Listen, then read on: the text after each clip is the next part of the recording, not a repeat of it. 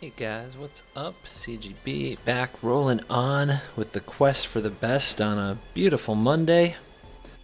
Hope everybody is having a good one. Monday, April 17th, going down in history as the day we found out what our Amonkhet card pool looks like for Magic Duels. So excited to chat about that a bit as we roll on and as some people come into the chat, and also excited to see where we can take the Abzan deck. Our opening hand is pretty tight. We got some removal spells and a Planeswalker on the top end. As long as we draw some bridge cards, like Reclamation Sage, things will be great. Siege Dragon is already in the chat saying, where? And trust me, dog, I get it. I get it. How do I do this? On Facebook. It's on the Magic Duels Facebook page. Does that work? Let me see if I can link this just for you, because I love you. Yeah, boom. Okay, got it. Let me just drop that for you. Yep, if you want it, there you can find it. We already know the cards. I believe that is the earliest, at least in the last 2 years, that we've known our set, for which I am very happy and grateful. That's pretty cool. That's pretty cool. So check it out. Go have a look at what we got. And I know that there are some people who are happy. Never return is seriously going to affect more than you give it credit for. Well, that's an opinion. A debatable one. I mean, yeah, it's probably good enough that you just run it in your black decks. I totally get that. I'm not saying it isn't. But never returning a Planeswalker, at least most Planeswalkers, still means that the Planeswalker did something. It's still not a value positive thing. Hopefully your 2/2 zombie that you get out of the deal can exile something like a Scrap Heap Scrounger, and then you're really doing it. Then you're fighting from parity or better. But it's probably good enough for duels that you run it in all of your black decks. So that alone means it's like a dual staple, whereas I'm confident it won't make a big impact outside of duels. And like I was saying before, those are the cards we should get in duels, the ones that need a chance to shine. Anointed Procession, yep, you token decks can double down. Definitely into that. How about the Cat Lord? Yep, we got the Cat Lord. So if you want to make a bunch of kittens, you want to play kitten.deck, it's on. So yeah, there's a lot of interesting stuff. So I'm sweating that we didn't get the 2 green destroy target artifact and the 1 white and 2 other instant destroy target artifact or enchantment that cycle. I'm like bummed about that, but that's because I'm a spiky spike. Most people will never miss those kinds of cards because there are other answers, but I love the idea of having answers that we could cycle away in duels. I thought it would really help deck building and reward good players who are disciplined enough to run them, because that's one of the big problems in duels is just, you run artifact and enchantment hate? If so, how much, when you might not play against those cards or those decks at all? So, those were good solutions to the problem. We didn't get them. Bummer sauce. Could have Rex Saged the Clue by playing an untapped land. Chose not to. It's an aura deck, so I have this weird feeling I'll find something else to hit. There is no Manglehorn. Para jumping in asking about Manglehorn. Nope, no Manglehorn. We did not get Mangle. Glyphkeeper will do better in duels than paper. We'll see. I'm really curious if we want to tap out turn 5 to play a Glyphkeeper, or if we want to try to hit all of our land drops up to 7 or 8 and cast Pull for tomorrow. Those aren't necessarily 2 different strategies, but they could be. They might get into conflict with each other. Did not expect Censor. Yeah, I'm pretty excited for Censor. Censor will be fun. Alright, we got a Suntail Hawk, and we've got a Johnny. Alright, so this is one of those things where it's like, if I drop a Johnny, What are the chances that my opponent has something to somehow pump their Suntail Hawk to the moon and kill a Johnny? Meow, meow.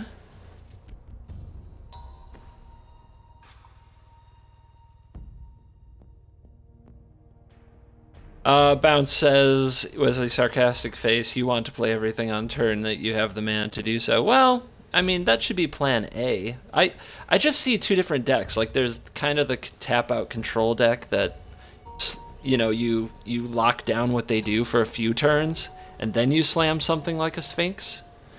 And then there's a different deck, and the different deck just never taps out, counters everything, draws a bajillion cards, eventually Disciple of the Ring.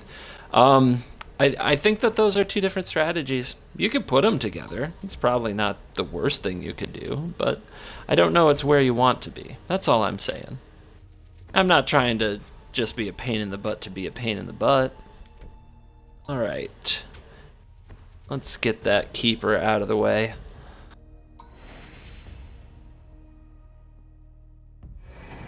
See what he gets.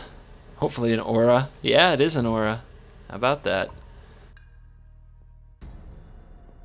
And speaking of which, I know that you just gave me the you want to play everything on the turn, you have to, but to disprove both what I said myself and the rule itself, we didn't play a Johnny on 6, even though we could have, because we just didn't know if the opponent could somehow pull off a way with his Suntail Hawk to kill a Johnny.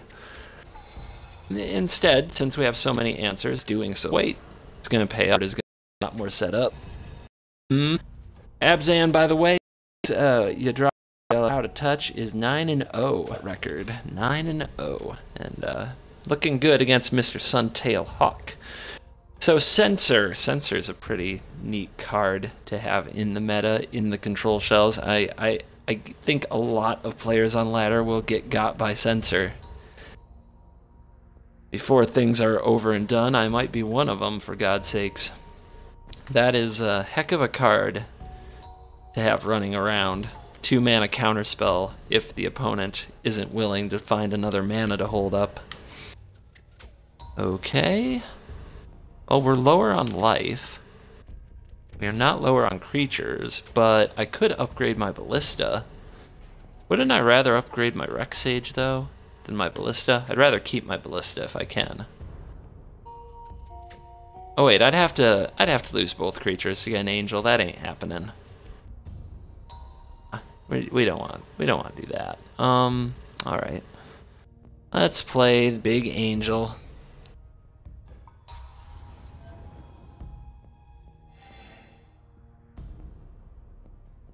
Disciple's a high maintenance lady. I totally get that.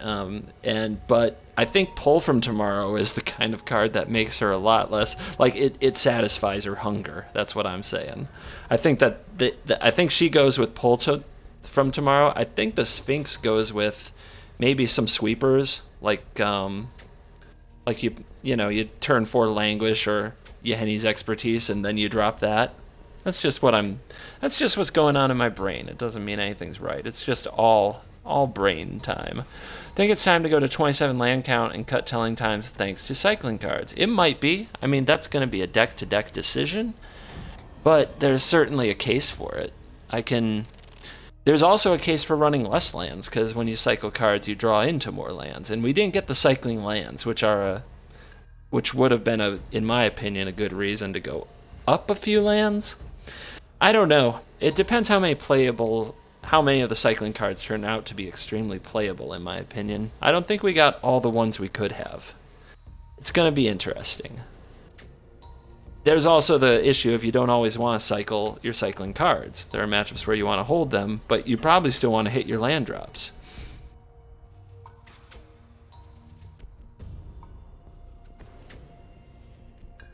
Ditching vital spells with Liliana's plus. I mean, that's... ditching vital... I doubt Liliana will be good in control. I can see ditching vital spells with her plus. Maybe. I mean, you do need to play her with creatures, I think. I don't think you want to play her in a deck that doesn't have enough creatures. Much like the other Liliana. People think I'm crazy for not running the 3-cost Liliana in control, but one of her modes is basically dead if you don't play with creatures.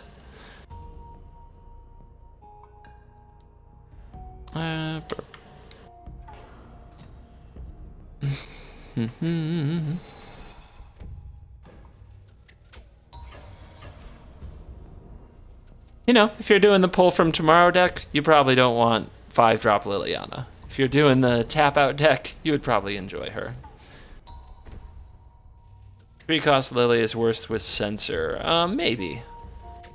I don't know. I think she's worse with Never. I think that Never is better against the 3-drop Planeswalkers that just run to ultimate more than in any other kind of... I think that's where Never has the biggest impact. And keep in mind, I never said it had no impact. I think that's where the best impact is for that card. And I am happy we got it. I don't think it changes everything, but I think it changes some of those, probably the frustrating games that you're thinking of, BBB, where somebody turned 3 Planeswalkers before you can get a counter spell up, and then the game is over. It does change that, and that's a good thing.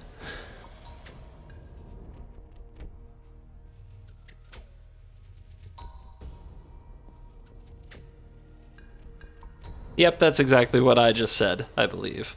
I think I just said that. Alright. Push off the top. Let's pump this thing up. We don't even need a Johnny. We're just leveling the field. Just leveling. Breaking it all down.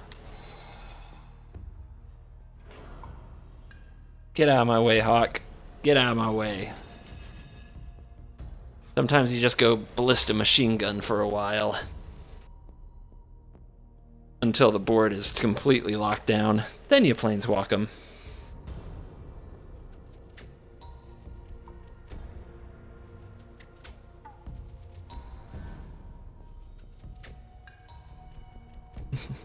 It is sad that Universal Solvent just got shoved right out of the format by these strictly better cards. I know some of us are just sobbing on the inside. That's a toughie.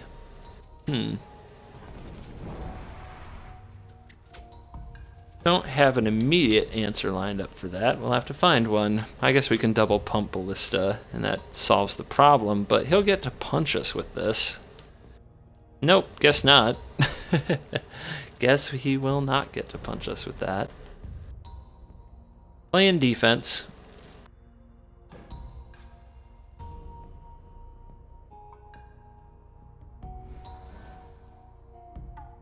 Deck.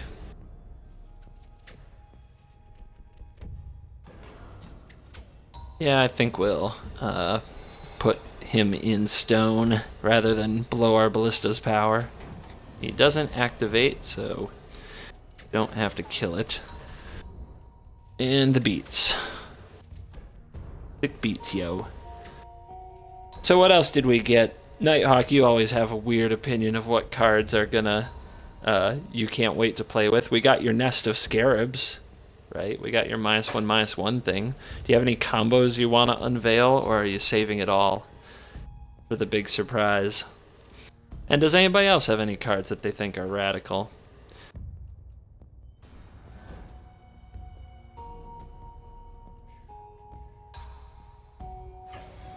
In the meantime, let's lock up 10-0.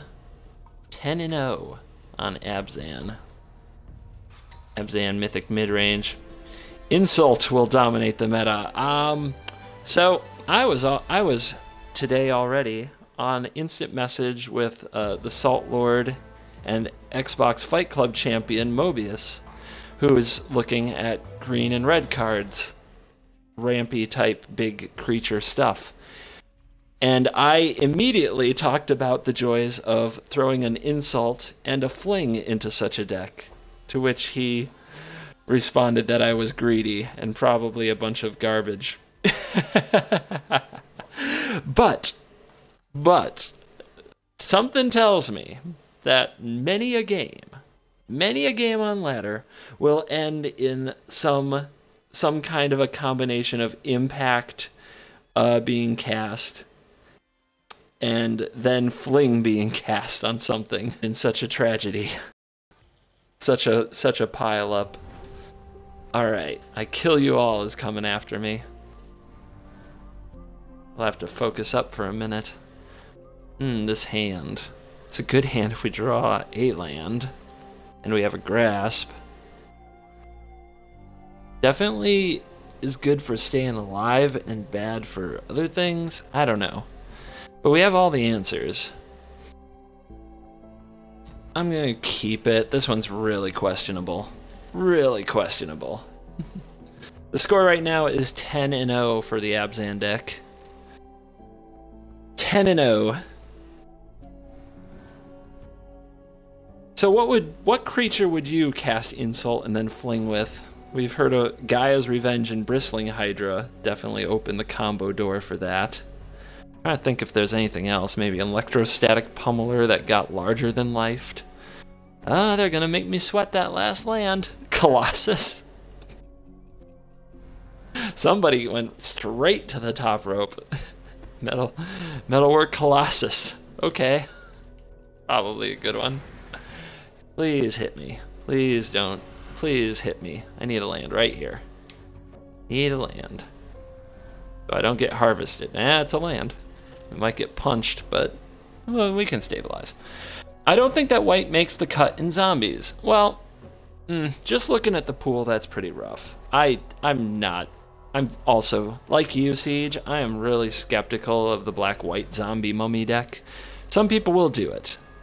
I'm skeptical of whether or not it, does serious work. That Harvester, I think, has to go. But he didn't play a creature last turn, and I really want him to. I can kill it. And I can also unmake it. But I have 2 Rex Sages. But I have to miss a land drop. But I'm probably going to miss some land drops anyway. So let's just get this done. Get to work, Rex Sage. You got Disperse. You got something? What you got? Blossom in Defense won't do it. Alright, there we go. Crassus? You think he's got the Crassy? If he had Crassus, he should have played it so he could attack me with that, so he could get an attack in, is what I'm saying. Well, there's a card. That thing's annoying. Annoying. Alright. What are we gonna do about it? Well, we have to hit our land drop, so just pile some blockers in front of it for now. Maybe we make the double block and see if he blows us up.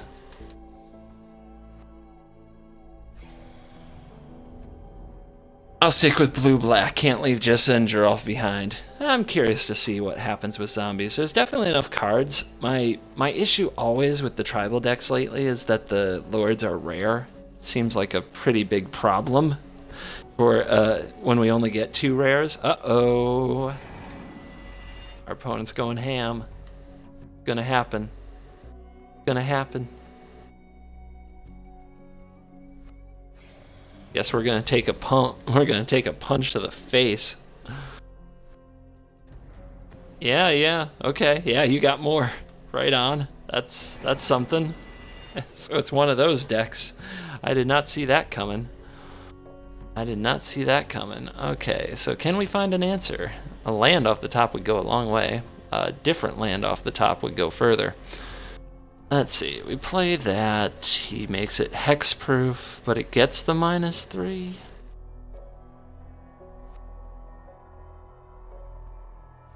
And we have to do 1.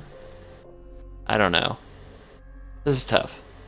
If he has more cards like that, I don't know that we can do much.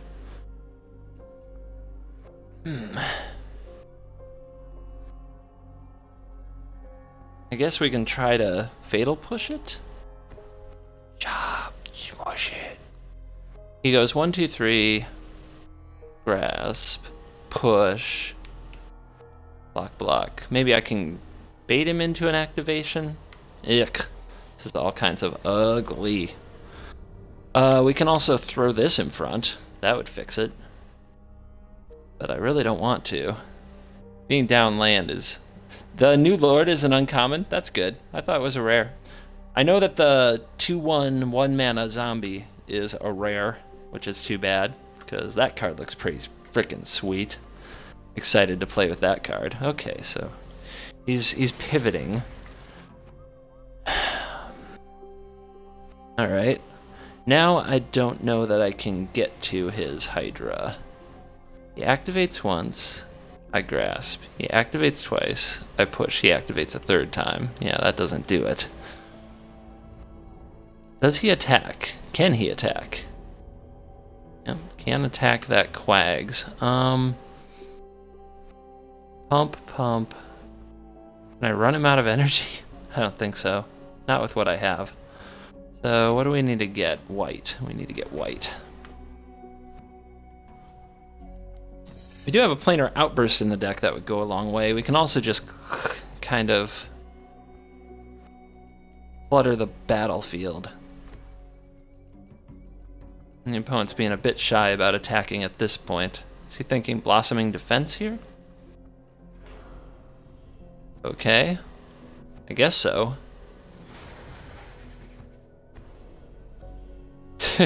I mean, that's a way to do it. No revolt. Grasp is useless. Meh.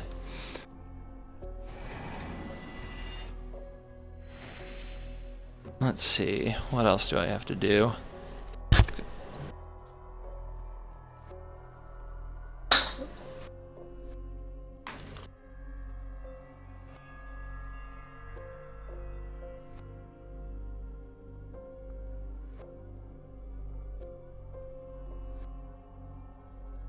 Okay. I guess I should hold grasp up. It's been pretty rough, but it's about where I should be. You took this deck out for a spin and went 1-3? I question you, Neon City. How is that possible? But I suppose it is possible.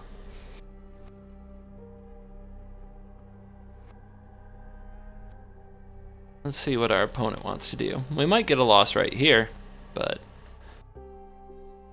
pretty good Hydra messing with us.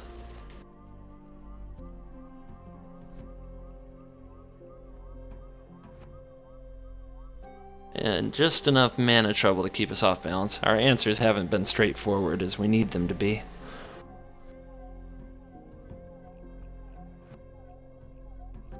Opponent's having a think. I don't blame him. Yeah, Dr. Rock the Amonkhet spoiler is here. Okay, you got that. He's doing math, maybe. He's doing this. If he's gonna double pump it, there's nothing I can do, right? 8, 9, 1, 2, 3, 4. And then he's gonna activate it anyway.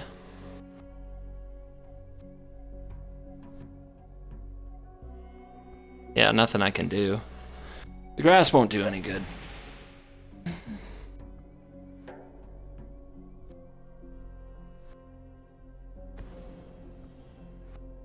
Sure. I mean, that's quite the combo deck. So he just needs one more. Yeah, you got it, man. You're good. He's gonna take forever, I guess. That's fine. I'll take the loss. That was quite the interesting line of pump spells he pulled off.